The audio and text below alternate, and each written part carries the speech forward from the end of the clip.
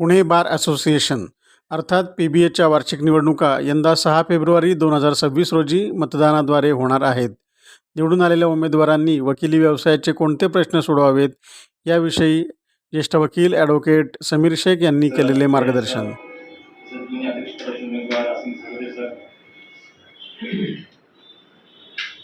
आपण दरवर्षी ह्या निवडणुका लढतो आणि दरवर्षी नवीन माणूस येतो आणि नवीन माणूस येताना तो गेली अनेक वर्ष मी हे करतोय, निवडणुका पाहतोय, तर त्याच्यामध्ये जेव्हा येणारा उमेदवार आपला अजेंडा ठेवतो की हा प्रोग्राम आहे, परंतु त्याला कोणालाही ह्या एवढ्या वेळेमध्ये हे सगळं करणं शक्य होत नाही. तर याच्यासाठी एक टीम बनली पाहिजे की जशी आपण रिले मॅरेथॉन असते, 400 मीटर झाल्यानंतर एक असावा, त्याच्यानंतर दुसरा असावा, त्याच्यानंतर तिसरा असावा, आणि हा अजेंडा जो आहे जो इथनं तिथं पुढे जाणारा हा कॉमन असला पाहिजे.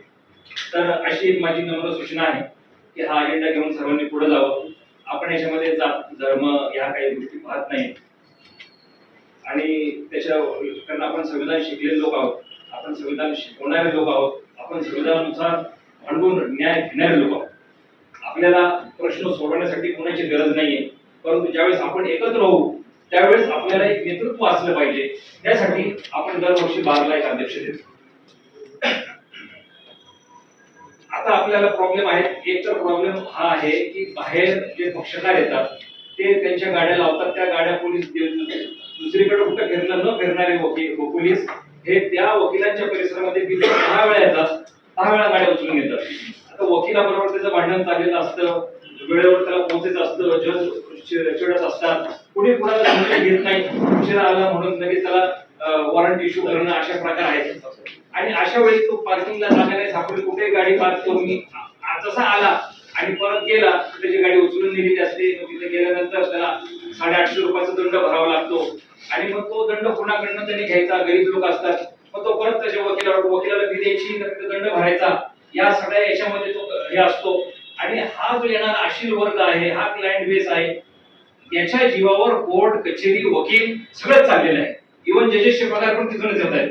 तर हा जो क्लायंट आहे हा शेवटी एंड टॅक्स पेयर आहे आणि त्या टॅक्स पेयरच्या टॅक्सच्या कॉन्ट्रीब्युशन मधनं ह्या सगळा प्रसार आपला देश चालवत असतं. तर त्याला कुठंतरी आपण येणाऱ्या याने यावेळेस हे जे काही मंडळ निवडून येईल, प्रतिनिधी मंडळ, त्यांनी त्याला काहीतरी त्यांना पोलिसांना कुठंतरी थांबवावं.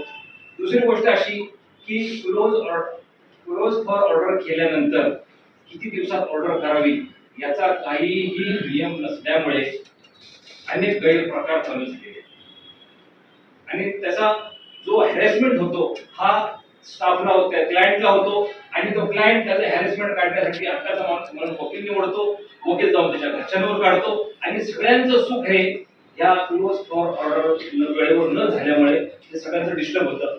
आणि त्यामुळं याच्यासाठी आपण वकिलांनी सर्वांनी मिळून जो कोणी निवडून येईल त्यांनी त्यांचं आमचं नेतृत्व करावं, आम्ही तुमच्या सोबत येतो, आणि त्यांनी जे कोणी पिढी असतील आणि त्यांना मिळून हे सांगावं की काहीतरी तुम्ही एक सूचना किंवा काही तोंडी आदेश असं जारी करा की ह्या क्लोज फॉर ऑर्डर केल्यानंतर कुणाला वेटीस धरले जाणार नाही. त्याचप्रमाणे आपल्या जसं राम निपल सर म्हणाले, शिंदे सर म्हणाले की ह्या काही आपल्या कुणाला बांधला नाही आणि काही कटफ्रॉट कॉम्पिटिशन नाही. हे जे निवडून नाही आलं दुसऱ्या वर्षी निवडून येतील, नाही आले त्याच्या पुढे निवडून येतील, पुढे काउन्सिल बनतील. तर नेहमीप्रमाणे जो निवडून येतो हा काही तो अतिरेक करत नाही, निवडून आल्याचा उन्माद करत नाही, आणि न येणारा हा काही नाराज होत नाही, हा दुसऱ्या दिवशी परत लढायला कोर्टामध्ये येतो. कारण आपलं आयुष्य हे ज्यावेळेस आपण संधी घेतली त्यावेळेस पासून आपण ठरवले की आता हे लढतच जाणार आहे. आणि हा वकील आपण अनेक वकील पाहिले की हे म्हातारपणात मरणाशी देखील लढत घेत असतात. त्या म्हाताऱ्या वकिलांसाठी काहीतरी व्हावं ही देखील माझी इच्छा आहे, अपेक्षा व्यक्त करतो. सर्व उमेदवारांना मनापासून शुभेच्छा देतो आणि माझे दोन शब्द थांबवतो. धन्यवाद.